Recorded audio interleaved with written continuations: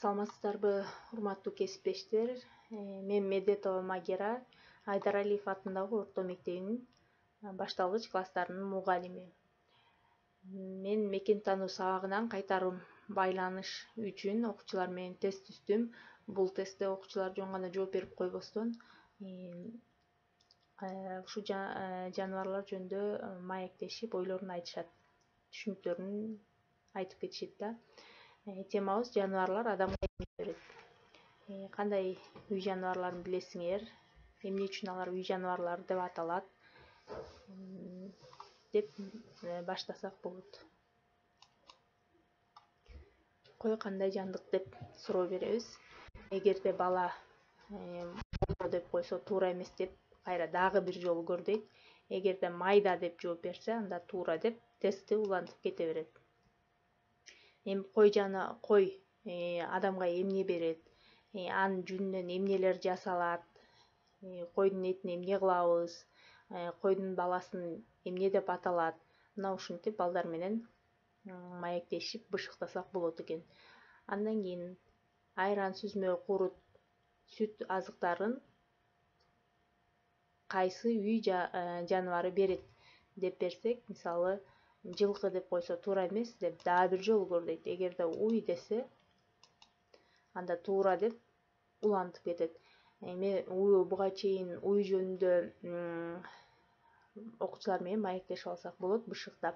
Уй кандай жаныбар, ал адамга кандай пайда келтирет, сүтүнөн кандай азыктар жасалат, уйдун баласы кандай аталат, уйду кантип багабыз, мына ушинтип балдар менен маектешип алсак болот. Андан кийин улантабыз. Сүтү уйдукунан 2 эсе майлуу жаныбар кайсы деп суроо берсек, балдар мисалы эчки деп койсо туура эмес болуп калат. Эгерде топоз деп жооп берсе, туура деп.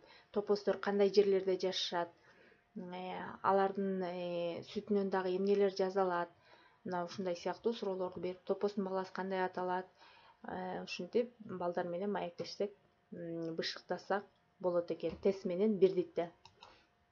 Андан кийин көчмөн кыргыздардын алмаштыргыч жардамчысы жана ишенимдүү жолдош кайсы? Ит, ат, канаттуулар деген варианттар бар. Эгерде окуучу ит деп койсо туура эмес деп кайра дагы бир жолу көр дейт да. Анан туура болсо, кана эми жылкылар жөнүндө сүйлөшөлү.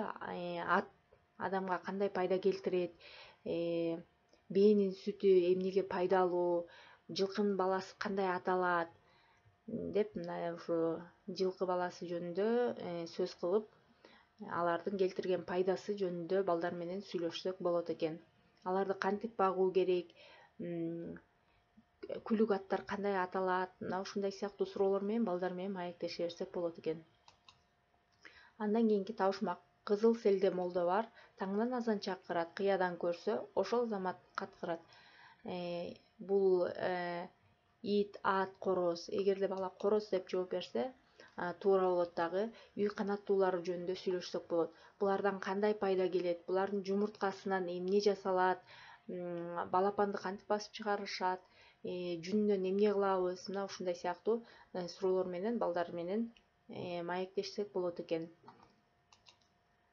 Азаматсыңар балдар, силер баарын биле турбайсыңарбы? Эми үй жаныбарлары жөнүндө класстер түзгүлө, сиңип менен түзгүлө же болбосо жомок жазгыла деп тапшырма берип койсок болот экен. Көңүл бурганыңыздарга рахмат. Саламатта калыңыздар.